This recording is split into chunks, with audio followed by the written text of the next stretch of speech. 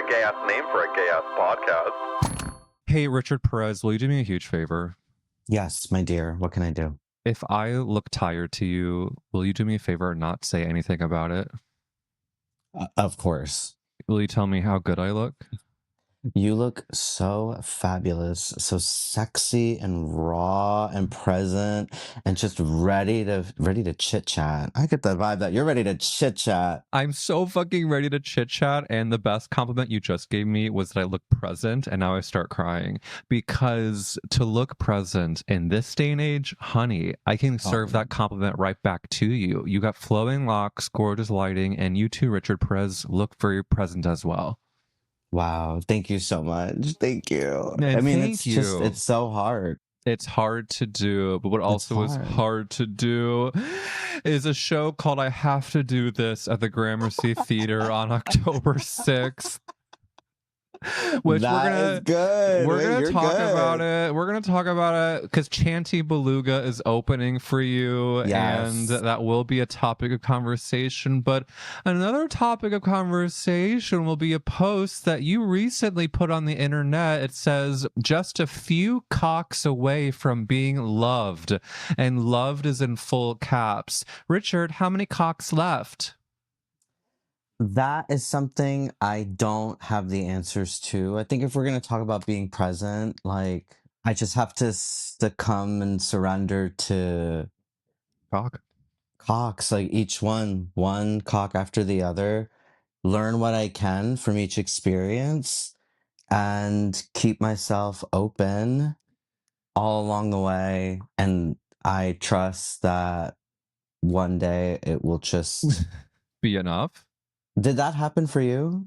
That's a great question. Did I ever get to the cock that made me feel? Actually, I did. Is that okay to say? Yes. It's like I need to hear that. I need to be hearing that. No, I did. I married the cock that loved me the most.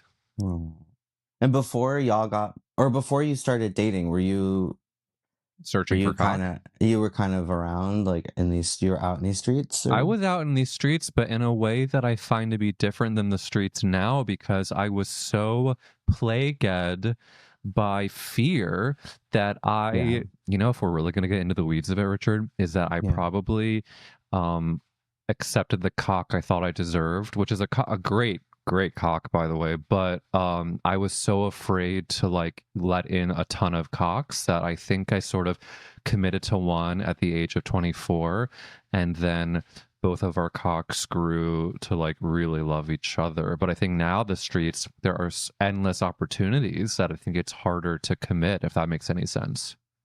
Are y'all open?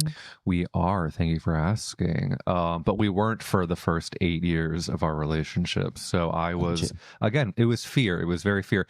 Like, actually, if I may quote a friend of mine, Aiden Wharton, who has a great Substack, he just posted about sex these days and how prep has changed things for us gays. And I do think that it has changed probably the dating game too, because we're allowing ourselves to have more. Some of us are allowing ourselves to have more sex. What is your relationship? I know you went on Caleb Heeran's podcast and said that you asked someone out in real life and you were rejected, which is like, feels like a vintage like approach from like another time.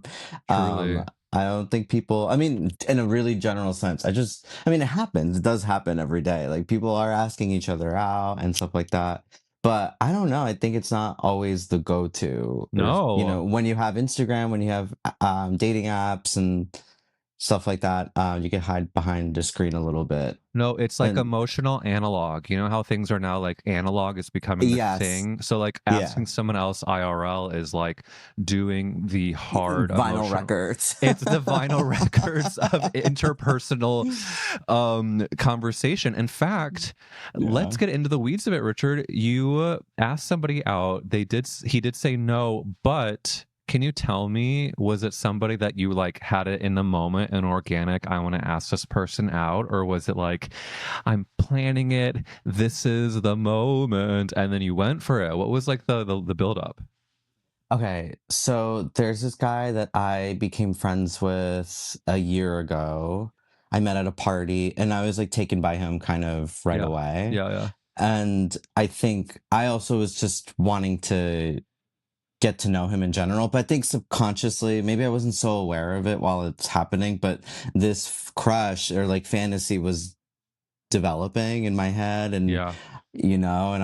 but I'm also I think a year ago I was just like more anxious, and I mean I still have a long way to go to try to unpack a lot of my these things in my relationship to dating and all Yeah. that stuff, but I felt like back then I was too um precious about like everything, and I'm like, oh, like I gotta do this right or something. There's got to be the right moment to express interest or take a chance or ask this person out, blah blah blah blah blah. And months were passing by and we're getting to know, we have like mutual friends and we'd see each other a lot, and but I was going crazy.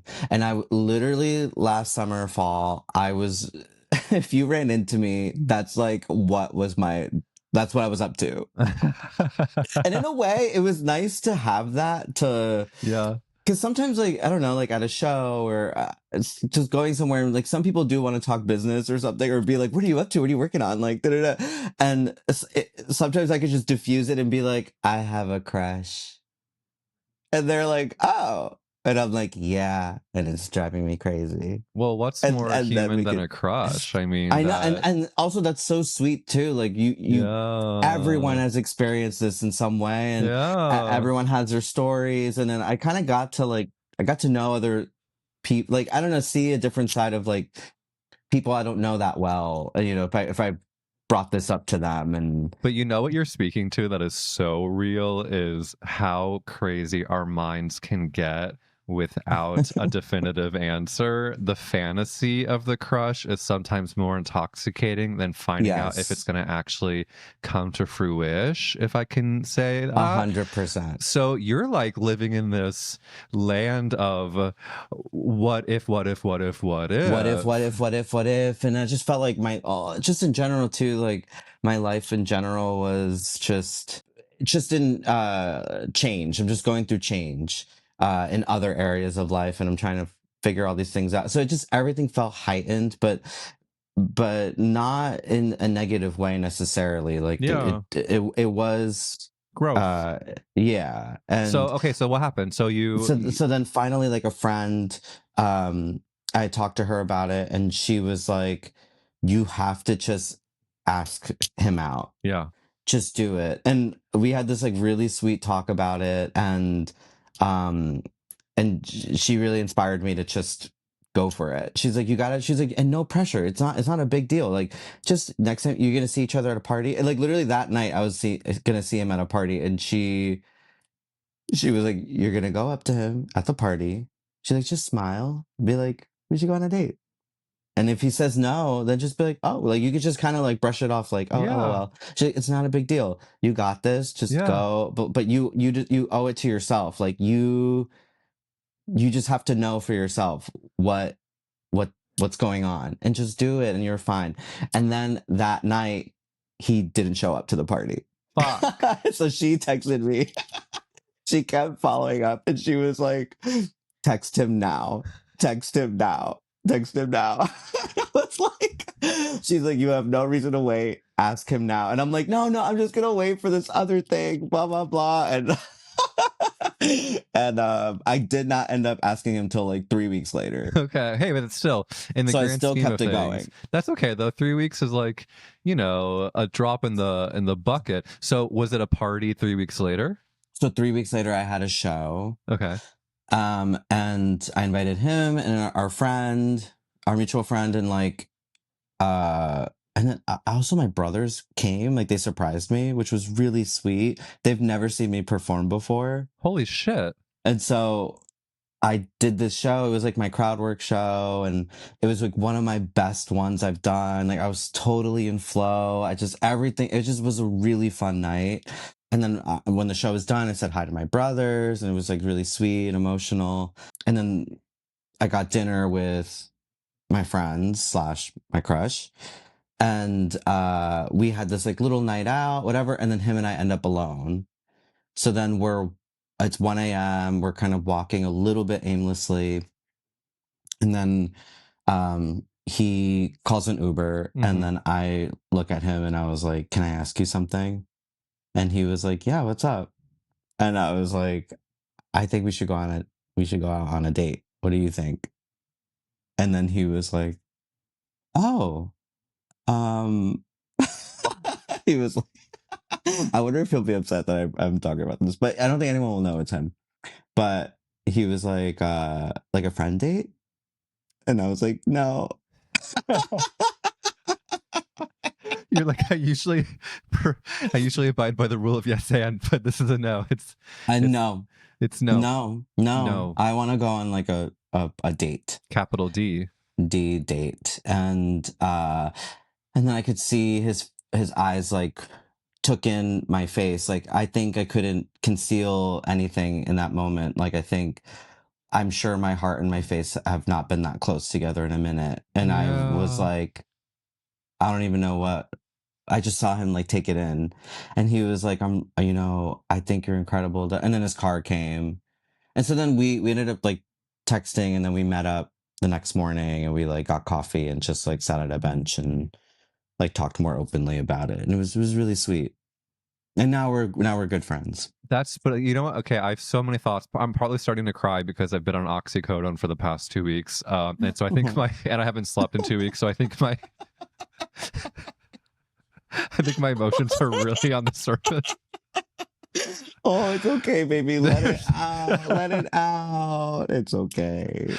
When I don't sleep, I'm like an inch away from crying at all times. Me too. And I've been my sleep's really dysregulated. So Oh my God. I'm kind of going through something. Well, I think I get a little emotional because I'm like, it's so human to like, first of all, your face matching your heart. That's a lyric. Let's put that into a song. Bars. Those are bars. But also, I think we're so conditioned to be afraid of failure, and I mean the word failure in the sense of like putting putting an ask out there, or something into the world, and then if it doesn't come back in the way you envision, like there's like your friend said, which by the way, shout out to your girlfriend here, like we are allowed to like do and by the way, thing. I just want to say like that was Kate Berlant who told me that. Shut up. And so it meant even like her and I've become friends like over the past year, and like just that friendship has been just so meaningful to me for so many reasons. And so, shout out to her. And she was so kind and so supportive. And also, like, after that happened, you know, and I talked to her about it, and she was just very, very, like, caring and just a really good friend to talk to about that kind of thing. Well, the people that listen to this podcast are the demographic that bowed down at the altar of Kate Berlant. So to hear her support as a friend is like emotional porn for us. But I think that I want to shout out to your crush, because it sounded like he was so caring and sweet and good friendly about it, which is like, I care about you. Let's talk about it the next day and make sure we're on the same page. So if anything, we are giving him his flowers because he treated you with the care that Richard Perez deserves. And I think I do know actually that you're inspiring people out there to fucking ask their crushes out. And guess what? If it doesn't happen, you're still that bitch, and you're going to keep on being that bitch. 100%. And also it's very valuable information to know if this person's interested too. Truly. Like, you should know that if this person wants you to in that way. Like, that is definitely really important to find out. In a way, it takes you out of your misery too, because now you sort of like have the answer. And guess what's going to happen, Richard?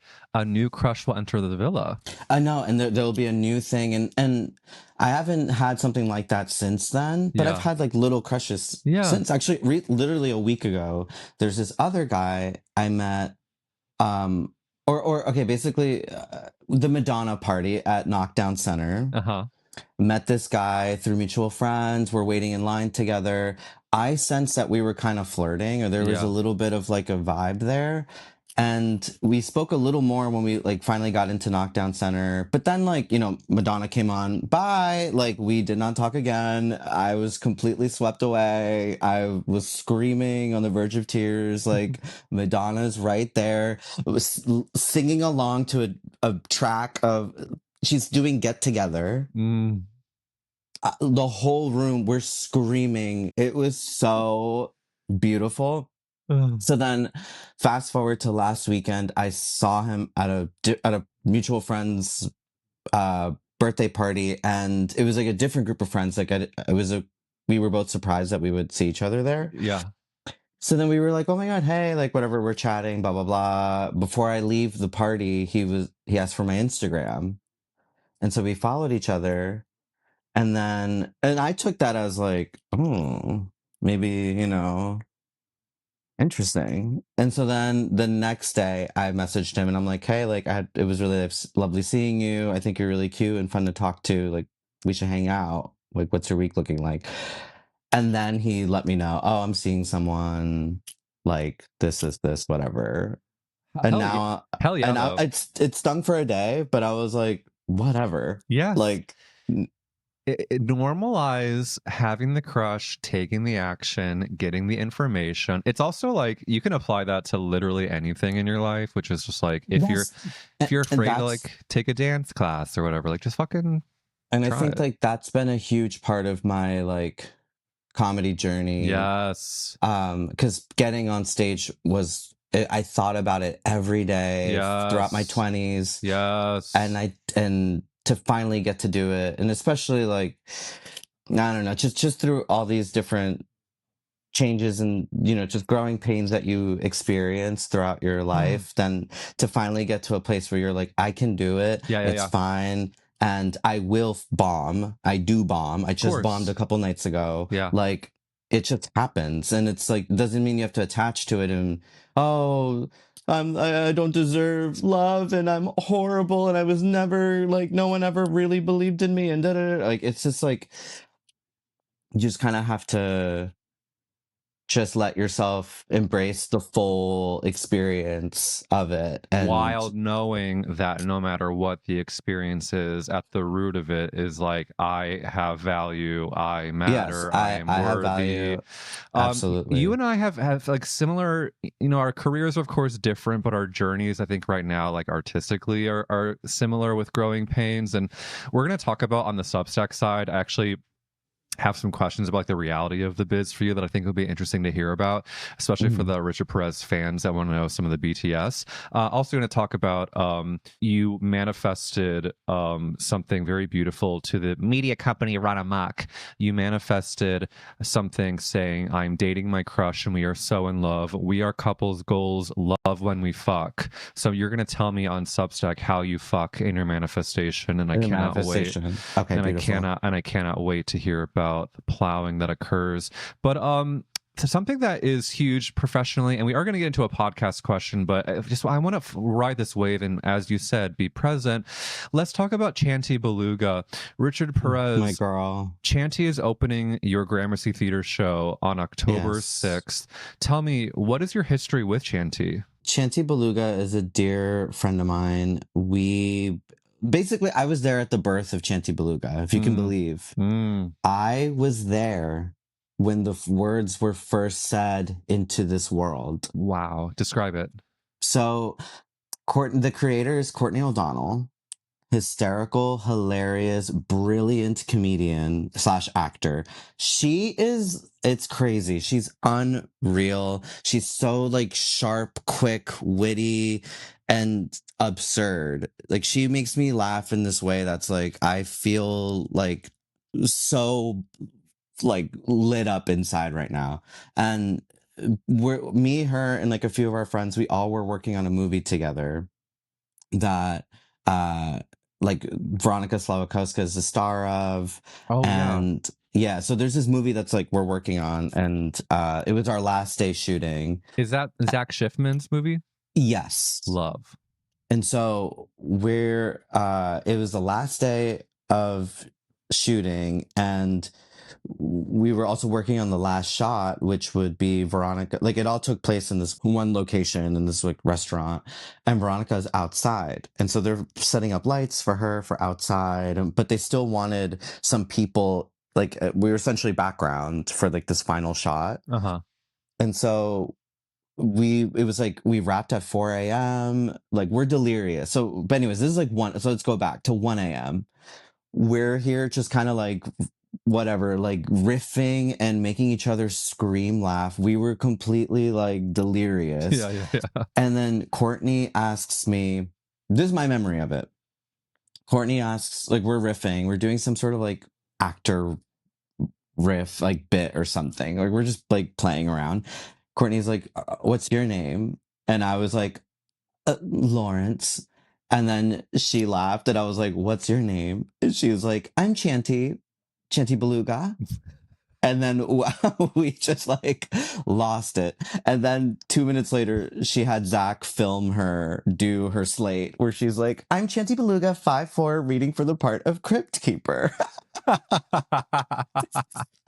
And then we were just screaming, laughing. We eventually were like, shooting, like we were chanting. We came up with a song. We were Okay. like, Chanty Beluga, ooga ooga, Chanty Beluga, Chanty Beluga, ooga, and like all of us were singing it while like one of the producers, or like, I don't know, like there's like crew there just kind of like trying not to laugh, and they're just like, it was so crazy, and it was so much fun. And then and then the next night was the rap party, and then I saw Courtney, and she was like, I created an account for Chanty Beluga, and I was like, LOL, and she was just like, yeah, like, she's just like, I'm just gonna have fun with it. How long ago did she create the account to now? I think it was literally like July 30th or 29th, So something July like that. 29th, we're recording this on August 21st.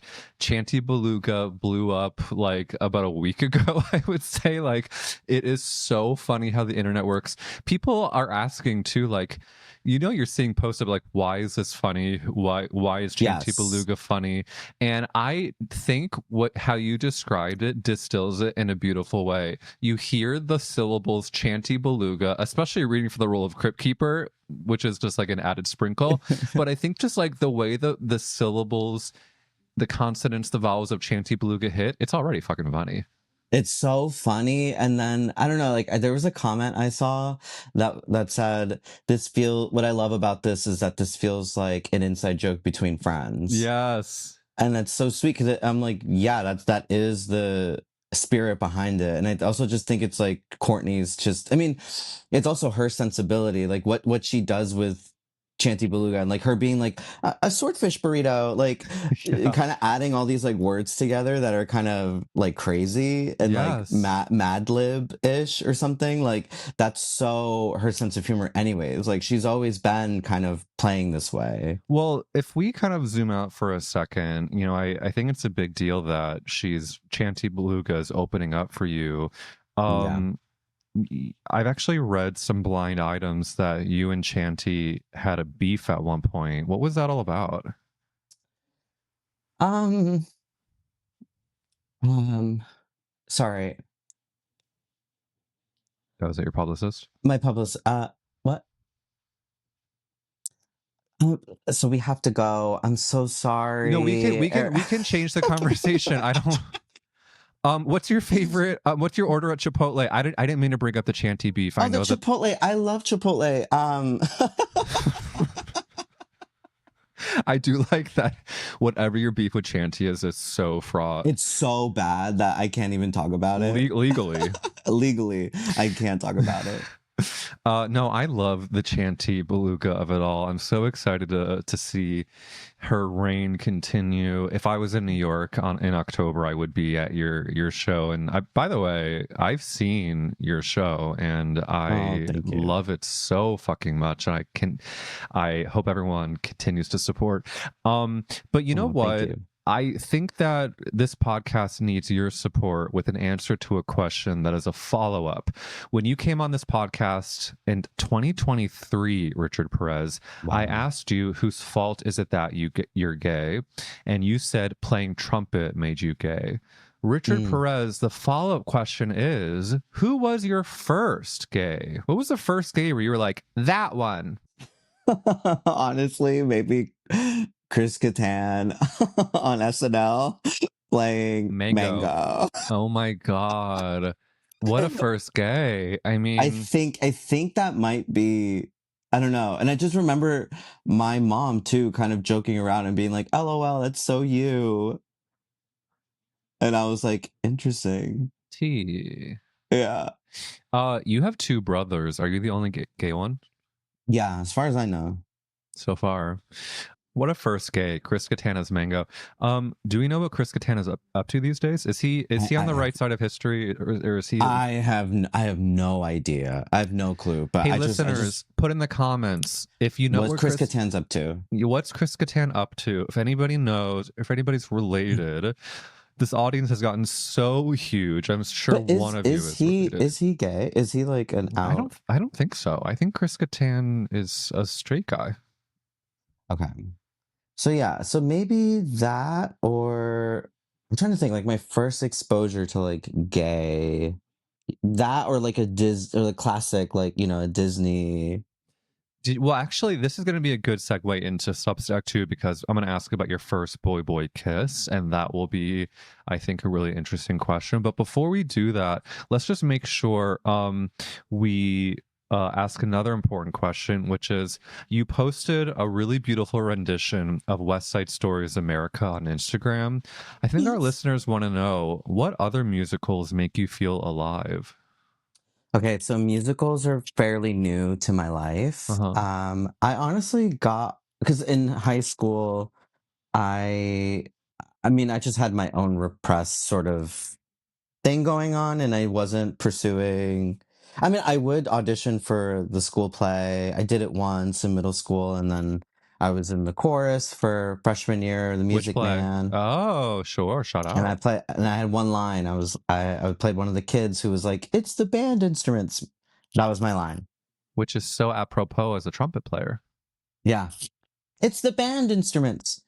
And then after that, I didn't audition anymore. I quit band. I completely went this other route. I was like, I'm a photographer. I'm artsy. I'm introverted. I'm like listening to Coldplay, and like, you guys don't fucking get it. And Will you sing one of your favorite Coldplay songs? one of my favorite Coldplay songs, "Honey, You Are a Rock Upon Which I Stand. And I came here to talk. I hope that you understand. The green eyes get a spotlight shines upon you." Do you know that song? It sounds like you're singing like an Ella Fitzgerald. I know, yeah, this doesn't actually sound like in this style. But there's this one lyric where he's like, I've made this my Facebook status so many times, where he goes, "And anyone who tried to deny you must be out of their mind." Bars. And Bars. I've held on. I've rinsed and repeat that over and over and over. When's the last time you updated a Facebook status? I mean, probably before I deleted my Facebook entirely. Oh. So So- it must have been like before lockdown, Yeah. No, like 2019 or something. God, the days of Facebook statuses and how emotional we got. I mean, it's so funny how we've had to, how we've gotten to express ourselves online. First of all, it was the AIM away messages. Remember when you would like, oh my God, uppercase, yeah. lowercase, uppercase, lowercase. Yes. And then it was a Facebook, there was a MySpace moment. There was a Facebook status. Well, I think how people express themselves, like their Instagram stories now, sometimes can give you a window into what they would have been they're like. in MySpace or Facebook or something. Like, if you're someone that shares songs on your stories, I'm sure Yeah. you were doing those YouTube links on your Facebook statuses, or you were making Should lyrics. I give up? Oh, Or shoot. should I just keep chasing pavement? And like making that, and also I love when Facebook statuses were like, Richard Perez is, should I Should I give give up? up? Or should I just keep chasing pavement? Richard Perez is. And nobody's gonna rain on my parade. Oh yeah, but to answer your question, I was after Sondheim passed away, Mm-hmm. then I saw like Instagram stories about like his work and and then someone posted this really hauntingly gorgeous, there's like this demo album of him singing with piano, playing piano, and he has this version of him singing Losing My Mind. And it is, I still listen to it. It gives me chills. It's like it's such a beautiful, stripped down, just like you could just hear it in his voice. This like the heaviness of like the song and like the weight of it. It's so stunning. And so then after that, I was like, huh. And I saw Larry Owens in 2020. Sondheimia. Yeah, yeah. In like 2021 or 2022, I saw Larry's show. Blew my mind. I was like, what is like, I don't know. Like, I'm like, huh, musicals are interesting. Musicals have something to them. Larry Owens sang a rendition of a certain Sondheim song that Matt will be able to remind me. I think it's from Sunday in the Park with God, what the fuck was the song? I'll find it. But years ago, we were like in some like concert that he sang and he fucking tore it up, and I've been obsessed with him ever. I got to see that his Sondheim show at Pasadena Playhouse in LA like a couple years ago. It was so fucking good. But you know what? That's actually a great segue for our final pod question before we cross over to Substack. And Richard Perez, you answered this in 2023, but the answer can change every day. And that question is, if the world was ending and you could only save one character actress, who would you save? I recently have been seeing clips of a podcast interview with Alana Ubach. And Huge. she's just like fascinating. And I think she's just like a raw, like nerve / talent, and just, I don't know. And then there was this one clip where she was talking about, I guess just like mortality or something, like kind of going into just when you experience like some sort of grief or some sort of loss, of just how your life can totally shift perspective. And it can be inspiring too, to a certain extent, where you're like, I gotta live my life, like I really gotta just just go for it and just embrace it, like kind of like what we're talking about in the I was just gonna earlier. say ask the crush out, grab life by the horns, and just do it. Yeah, you know, Alana Ubach came up recently because she is probably my number one answer on most days. She in Sister Act 2 plays one of the students. Oh my god, and her voice is like butter. Yes. Oh my gosh. She goes, the love boat. Soon Yes. you'll be making another. And she and then from there, you know, she's just done so much. My straight brothers will quote her from Meet the Fockers as like the like housekeeper will and it's one line where she goes, Jace, I got a boob job.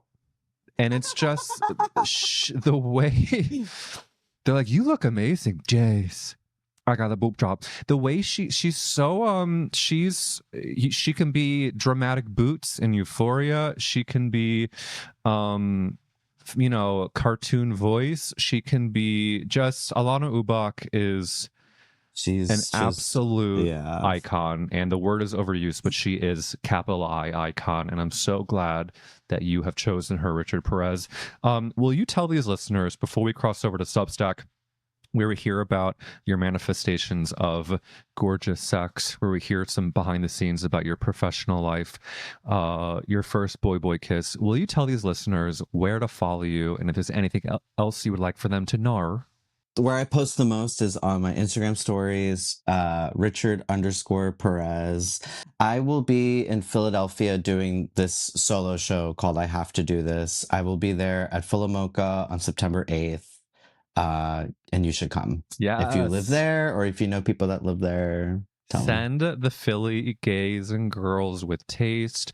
Go see Richard's show at the Gramercy Theater. The link for Yes. Richard's Instagram is in the description. And come over to Substack, because I have to thank all of the Substack subscribers for making my dreams come true. And I just would love for you all to hear the rest of this conversation, which is going to start off with this question of, you have a manifestation which states, I am dating my crush and we are so in love. We are couples goals. I love when we fuck. Richard, in this manifestation, tell me, how do you fuck? And do me a favor, make it graphic.